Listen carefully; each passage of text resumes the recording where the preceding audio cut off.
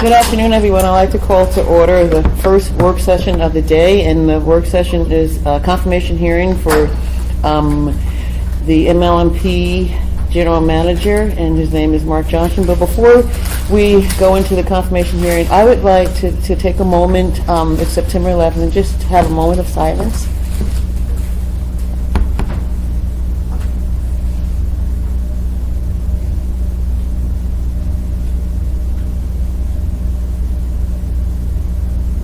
Thank you.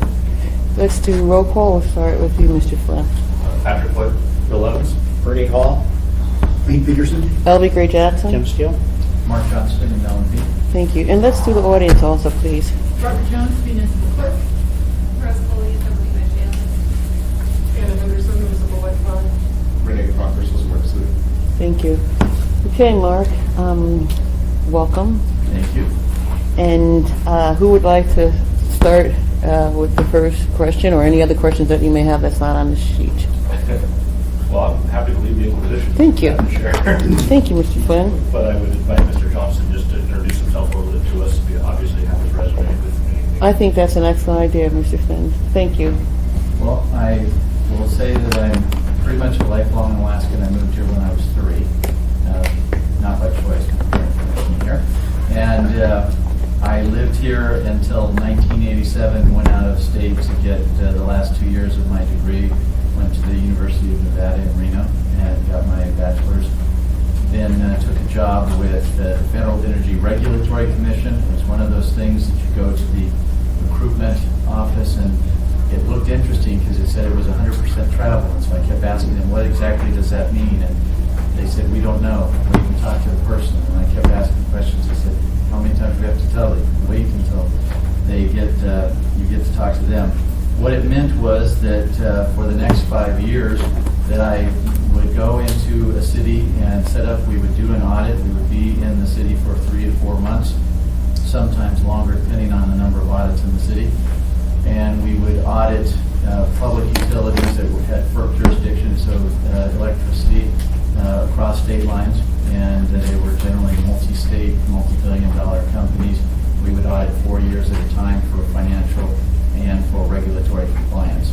The longest I think I stayed in one location was Tulsa, and I was there for almost a year. We audited the Central Southwest companies. There were 4 electric jurisdictional companies, a jurisdictional pipeline company, and various other non-jurisdictional companies. After 5 years, I decided that living and having to have everything fit into the car that you had was enough. Somebody once asked me what happens when it doesn't fit into the car. I said, I get a new job, and so I did. Came back up here in 1995 and went to work for the Alaska Railroad. Worked there for a while, then moved to the Alaska Commission on Post-Secondary Education initially as an auditor, and then about 3 months later the director for the division left, and so I became the director. Worked there until a spot came open at the Alaska Public Utilities Commission for the Director of Finance. Moved there for a while, and a friend of mine that I'd worked with at the railroad worked at Alaska USA, and they said that they were looking for an executive, and I decided I'd love to interview, as I told Renee earlier. And I figured it would be an opportunity to interview, and they'd be crazy to hire me. So I went over, and they were crazy enough to hire me, and so I spent 15 years there in various executive positions, retired from there, and came back to ML&P to finish out my PERS retirement on Tier 3, and with the intent that I would take over for Rick Miller when he retired, which I did May 1st. And then when Jim Trent retired at the end of June, I stepped in as acting, and then the mayor decided to remove the acting title a month or so ago. Thank you. Who would like to? I'll Thank you. continue if you'd like, Madam Chair. Howard. Thank you, Mr. Flynn. Mr. Johnston, I'm going to be channeling Mrs. Johnston a little bit today, since she and I spent a lot of time on enterprise activities. Mr. Steele is now our lead on that topic. We have a fair amount of history there.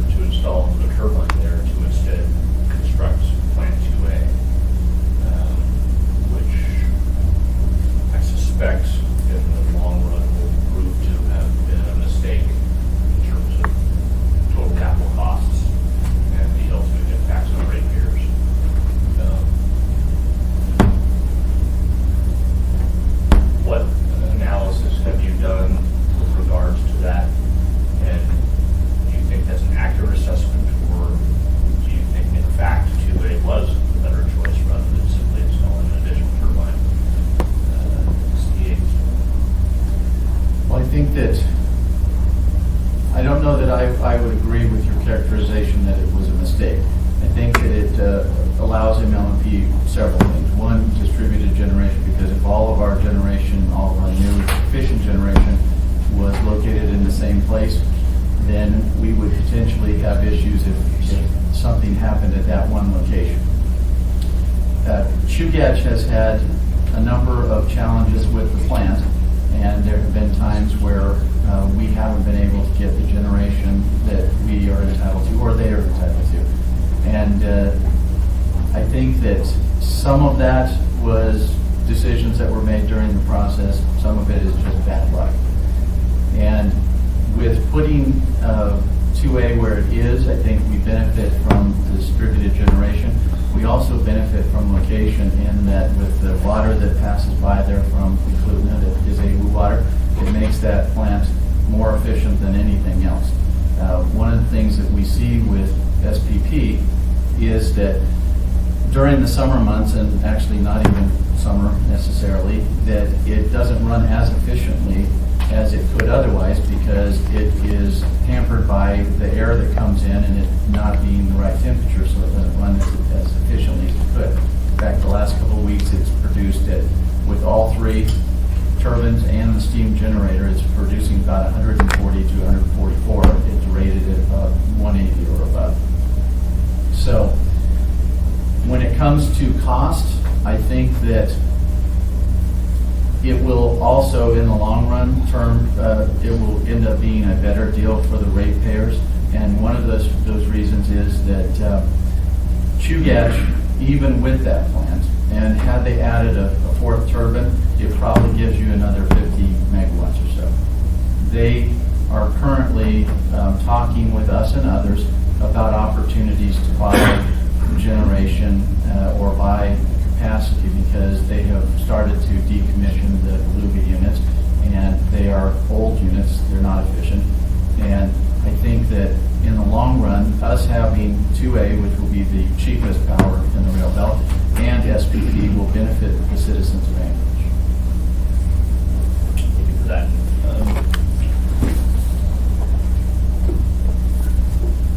Since you were there, I'm sure you're aware of the cost overruns associated with the site preparation. Very much. At Plant 2A. This isn't really a question, it's just a statement. I was appalled. The management of ML&P hid that overrun from us for 4 months. Don't let that happen. It's not a question. I said it wasn't a question, I said it was a statement. Well, if I can, I will respond to that statement. I was appalled as well. It is not something that you will ever have to worry about with me. I believe in full disclosure. I believe in letting you know about things before they happen. Or if we have a situation like that where somebody's best of intentions, they cut out the first part of the hill, there's really good gravel, they assume that's what's there in the second. Then when we find out that that's not the case, then we come back and we tell you. And we estimate what the cost is going to be, and then we fix it. I would have taken a slightly different approach to it in the first place. Part of my time at Alaska USA, I was in charge of all of their facilities, and we built a number of buildings during that time. And sometimes when you buy a piece of property, it's a great location for a branch. It's not necessarily a great location to have to build a building on. And so you do your due diligence and drill and test, and you don't just do it in a one simple area and say, well, okay, because it's like this, and the rest of it's like that. I think had there been more due diligence, then they would have not come in the first place and said it was going to cost $5 million. They would have done something different to where that it would have been done right out of the chute. I'm not gonna, Anything else, Mr. Flynn? I'm not gonna tell tales because I happen to have private sector experience with this project. A couple of more things that I may. Thank you. Again, this is more of a statement than a comment. I would like to see ML&P be more aggressive about incorporating renewables. I think it's my impression that our ownership of the Beluga field has allowed us to be lazy, and not aggressive, and ML&P has been an impedance to the wind farm. And full disclosure, my right represents Siri, but I don't care about that part. We could have more renewables in the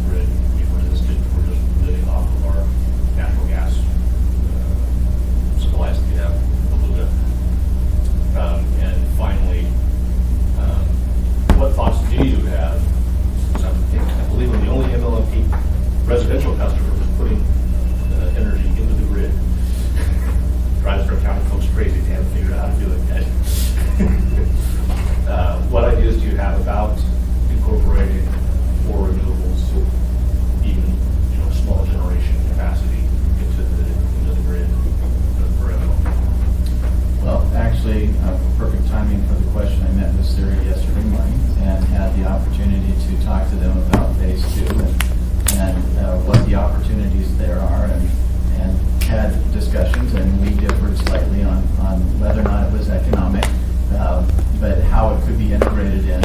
They indicated that they have had conversations with Chugach. I have a meeting scheduled with Chugach for Monday afternoon to discuss their experience with it, but also talk about what they would like to see happen with phase 2. And where I left it with Siri was that we will take a hard look at it, and we will try, if we can, to incorporate their project into our portfolio.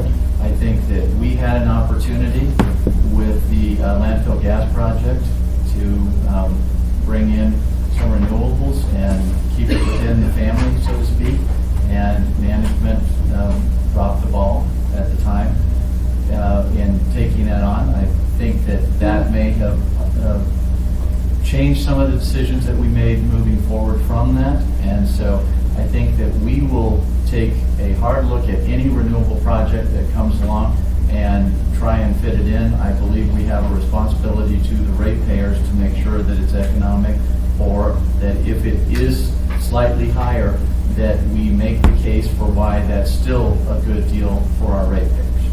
I think I pay 9 cents a month for wind power for my Chugach bill in my cabin. Thank you for that. I apologize for dominating the conversation, Madam Chair. You're fine, Mr. Flynn. Thank you. Thank you. Mr. Steele? What are the plans for Plant 2 and for Plant 1 in terms of operational or upgrades or anything else in terms of once 2 acres of it? Can you pause for 1 minute? I forgot one thing. Somebody just joined us. Can you please identify yourself? Yes, Madam Chair, it's me, Jason Boston. Thank you, Mr. Mbosky. For the record, Mr. Mbosky just joined us on the phone. Thank you. Please continue. We're in the process of identifying someone to do a retirement study, an engineering firm to do a retirement study for our units, basically to see what life they have left in them and how we can best utilize them. We have, in our conversations with Chugach and others, Unit 3 at Plant 1 is still a very efficient unit. It was a replacement of the unit that cratered several years ago. And there are those that would like to be able to utilize that to generate electricity, so they run their gas through our unit, so they either lease it or utilize it on some other type of situation.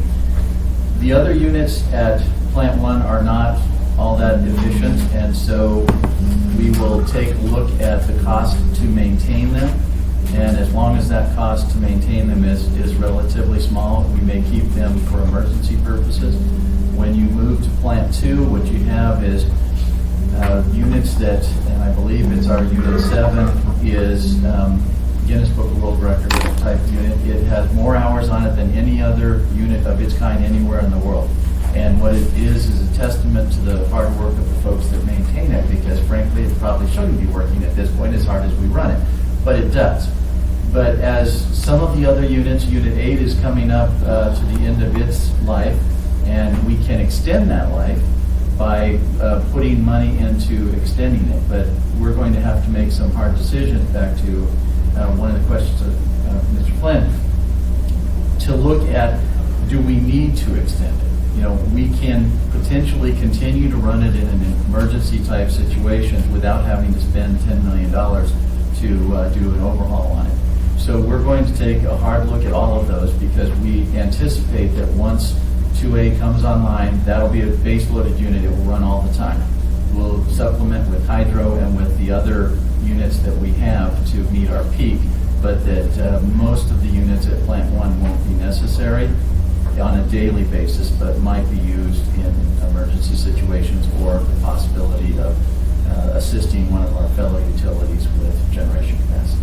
There's some historic significance, I think, to Unit 1 or to the, and there's also the safety aspects of it being an alternative fuel, alternative to what you're currently using. So in that respect, could be a tourist attraction, but it can also be a backup for any emergency, it seems to me. A major catastrophe where you lose care. Well, and I think that is something that we have begun conversations with the last administration, also with the current administration, about the dual fuel capabilities, because part of, I will say, the fallacy is that in the event of an emergency that we can run Anchorage with our dual fuel capability. We just don't have that kind of capacity. And you could look out and you can say, well, we will just run the things that need to be run, hospitals, police stations. We don't have a grid that's set up to be able to do that. If we send the power out there, anybody who's on the line turns on their lights and they use the power. So we are looking at what it would cost to maintain that, and we're probably looking at somewhere in the neighborhood of $30 to $50 million over the next 3 to 5 years of investment to maintain the dual fuel capability. Is that the best use of the money, and could we use a dual fuel like liquefied natural gas? And we store the liquefied natural gas. We don't have the environmental hazards that we have with diesel. We just actually got an environmental policy for our fuel tanks, because our fuel tanks at Plant 2 are getting to the point where they need work done on them, and that's one of the projects that would be in the $30 to $50 million price tag. So I think that while it is a good case to say, we have this and it's alternative fuel and it would be great in the event of an emergency, what I have been told is during the earthquake, the emergency was the diesel ruptured, and that's what caused one of the spills at Plant 2A that now makes it contaminated ground. And that, having it sitting in a tank doesn't necessarily mean when you need it that it will actually work. Thank you. Mr. Steele, anything else? That's it for the moment. Thank you, Mr. Steele. Anyone else have any questions? Yes, Mr. Hall, thank you. and mine is one that's always been a bit of a quandary to me as a member of the elected body, but you as the general manager, is I'm always asking myself, what is our mission with ML&P? You've used the comment a couple of times about making sure you protect the ratepayers. But in the fact that the city owns a number of enterprises, so those of us that are just stockholders and not actually users of the enterprise, kind of like to see it operated in a manner that there's some return on the investment that we've got in it that provides some tax relief. So that always puts you kind of on the edge of a razor blade and how you manage this. Do you have any thoughts and what I guess my question would be is, what would you figure is a fair rate of return on the investment so that ratepayers are still getting a fair rate, but yet we're able to do a return to the rest of the stockholders? Well, and I don't necessarily believe that you have to be on that razor's edge. I think that it is actually a simple process to be able to operate it so that it benefits the ratepayers, and I think that we have done that in the decision to acquire the Beluga River Field. I mean, that has generated significant savings for the ratepayers. It also allowed the utility to make money, and the rate of return that we make is authorized by the Regulatory Commission of Alaska, and so we play within the rules that they set. And during the same period of time, we have, well, I think it was about 2005, started paying a dividend again to the state, or to the city, and it's been a significant amount of contribution to the benefit of the taxpayers as well. I was asked in an interview about a month ago by a reporter, well, isn't that just another tax? And I said, no. I said, as the owner of the utility, the city made an investment, and at the time the city made an investment, it was the taxpayers of the city that made that investment. And so as an owner, they're entitled to a return. In our last rate case, we defended that position unsuccessfully, but we defended the position. Now, to get, I guess, a finer point on your question, what is a fair return? And I would say that a return that allows us to pay a dividend to the city, but still retain a portion of the income that the utility makes to continue to build equity and make sure that we can make the investment in the system to maintain a reliable system is a fair return to the city. If we have a case where we'll just use some easy numbers, that we make $1 million in a year and we pay a $10 million dividend, I think that's unsustainable because it will eat away at our equity and it will feed into what the RCA identified as a problem, that we have declining equity. But if there is a mechanism that the Assembly and the administration can come up with that can take the money that the utility makes and split it to be able to retain some equity and build equity in the system, but at the same time compensate the owners of the utility, I think that is an easy way to do it, and I think something that we can sell to the RCA and they will allow us to reinstate the dividend. Good answer. Yeah, thank you. Thank you, Mr. Hall. Mr. Peterson? Thank you, Madam Chair. I was wondering, do you think there is an opportunity to lower some overhead costs by working with some of the other utilities, as far as maybe, related tasks that, office type tasks or administrative type tasks that you could share between the utilities to lower some of your overhead costs? Well, if you believe Dr. Anthony Scott, who participated in the investigatory docket 15001 before the RCA, he said that if you got rid of all of the administrative costs at the top, that it would make such a small portion, and so you combined all of those functions for all 6 of the rail belt utilities, that nobody would notice it on their rate. I believe that there are abilities for us to work collaboratively with our fellow utilities, especially those that are within the same city, MEA and CEA. But I believe that there is a better opportunity for us to go in and make changes within the utility and change the culture, because frankly, there are opportunities for us to be able to save money, do things more efficiently than we currently do. I had the opportunity yesterday to sit in with the mayor and a smart grid presentation from Leidos, and some of the things that they talked about as possibilities, and being able to better understand when there's an outage, who's actually out, know when it happens exactly how many customers are out, be able to pinpoint where it is, but also utilize the smart grid system to be able to predict where you're going to have problems. You have overuse or underuse of your transformers or your lines. And that I think that those are opportunities that we can seize upon, and we can actually lower the cost, or at least not see the cost rise as quickly as it has. And frankly, over this budget year, we have really focused on that because we are challenged financially. We will be challenged next year as well. And so I have tasked the division managers to take a very hard look at the projects that we do, prioritize the things that we need to do, we do. The things that we would like to do, we maybe do. The things that would be nice if we did, those are the things that we only do if we have the money to do it, and that it makes financial sense. Unfortunately, I think that historically, ML&P has not been that different from other utilities. As a regulated utility, you get to collect all your costs and make a little bit on top of it. So we did. But we're in a different environment. Mr. Flynn asked about something else which I didn't address.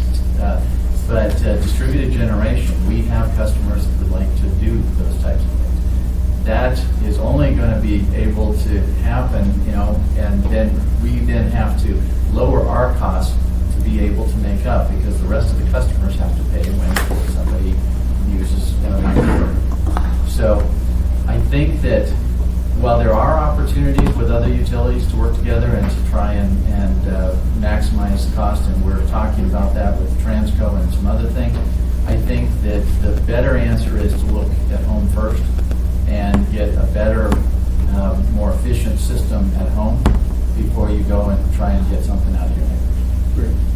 Thank you, Mr. Peterson. We have 3 minutes left. Ms. Dombrowski, do you have any questions? No, thank you, Madam Chair. Thank you, Ms. Dombrowski. Mr. Quinn, do you have anything else? Just a quick follow-up. Okay. I absolutely concur, maximizing efficiency within the utilities is top priority. I think ML&P for 2 decades was uniquely positioned to help drive consolidation within the rail belt. I've squandered it. If that opportunity arises again, I want to use it. It is ridiculous. People have heard me on the soapbox before. It is ridiculous. We have 6 generating utilities for a population of 450,000. It's beyond crazy.